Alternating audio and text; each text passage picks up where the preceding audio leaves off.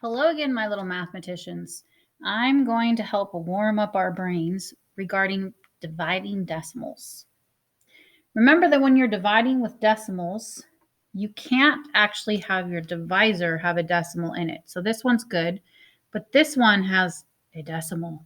So I need to get rid of it by moving the decimal over. And however many times you move it here, you need to move it in the dividend as well, right there. Okay, and then I like to bring that decimal up in my answer so I don't forget about it. All right, let's go ahead and get started. And if you think that you know how to do any of these, go ahead and press pause, try it, and then unpause and come back and join us. Okay, I'm going to bring that decimal up in my answer so I don't forget. How many times does 7 go into 9? Once, because 1 times 7 is 7. When you subtract that, you get 2. Always double check that this is less than what you're dividing by. If this is greater, this was like 8, 9, or 10 that was left over, then let's erase this and choose a bigger number. Okay, bring down your 1. How many times does 7 go into 21? 3 times, because 7 times 3 is 21. When you subtract that, you get 0. So my answer is 0.13. Okay, let's go ahead and try the next one. The next one, again, we already moved the decimal, so now it's 6 into 13.8. Can 6 go into 1? No. Can 6 go into 13? Yes, twice, because 6 times 2 is 12. When you subtract that, you get 1. Bring down your next number, which is an 8, and 6 goes into 18. How many times? 3 times, because 6 times 3 is 18. When you subtract that, you get 0. So my final answer for this one is 2.3. Okay, let's go ahead and try the next one. I'm dividing by a decimal, which I can't do. So I need to go ahead and move that decimal twice to get rid of it. So move it 2 times here. So the decimal is going to go up there, and I'm going to put a 0 placement holder right there. Okay. Now I have 8 into 960. Can 8 go into 9? Yes, once, because 1 times 8 is 8. When you subtract that, you get 1. Go ahead and bring down that 6. And 8 goes into 16 how many times? Twice, because 8 times 2 is 16. When you subtract that, you get 0. I have another number to bring down. That's a 0. And how many times does 8 go into 0? 0 times, because 8 times 0 is 0. And when you subtract that, you get nothing left. And I'm all done. Every number has a number above it. So my final answer is 120. And if you're ever unsure about weird ones like this, remember you can always check your answer by taking your divisor right here, right? And your quotient right here and multiplying them to make sure you get what you started with in the dividend. So let's multiply this times this. Does 120 times 0.08 give me 9.6? Let's see. 8 times 0, 8. 8 times 2, 16. 8 times 1 is 8 plus 1, 9. And then I have a 0 placement holder. That's a 0. So 0 times 0 is 0. 0 times 2 is still 0. And 0 times 1, you guessed it, still 0.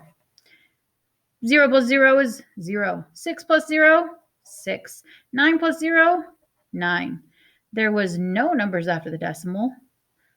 2 numbers after the decimal. So I need 2 numbers after the decimal here. So my answer should be 9.6. Yep, that's what we started with. Okay, and that's how you can check to make sure that you got the right quotient or answer. A lot of times they give it to me like this, and I have to set the problem up myself. Whatever comes first goes inside the house. So this is 33.475. Okay, and I'm dividing it by 0.65. But I can't actually divide with a decimal, so let's move that 1, 2 places to the right. So 1, 2 places to the right there. So now let's go ahead and actually rewrite it as 65 into 3, 0.347.5. And I always like to, again, bring my decimal straight up in my answer so I don't forget about it. Can 65 go into 3? No. Can 65 go into 33? No. But can 65 go into 334? Yes. I don't know about you, but I don't know my 65 times tables.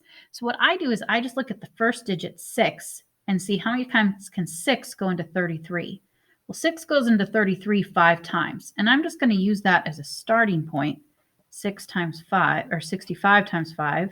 Let's see.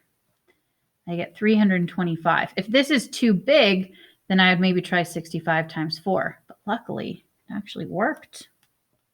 So I did 65 times 5 to give me this number. Now let's go ahead and subtract them. You can't take 5 from 4, so let's borrow. That becomes a 2, and this is now 14. 14 minus 5 is 9. 2 minus 2 is 0. 3 minus 3 is 0. My remainder is less than what I divided by, so let's bring that next number down. 65 goes into 97. Well, how many times does 6 go into 9? Once. So 1 times 65 is 65. Subtract that, 2 and 3. Yep, this is less than what I divided by. So let's bring down that next number. And hey, look at that. We know that when I do 65 times 5, I get exactly 325. So my final answer is 51.5. For my last one on here, it's a word problem. Let's go ahead and read it together. It says, Carrie bought 8.4 pounds of almonds. She divided them into 30 snack-sized bags. How many pounds are in each bag?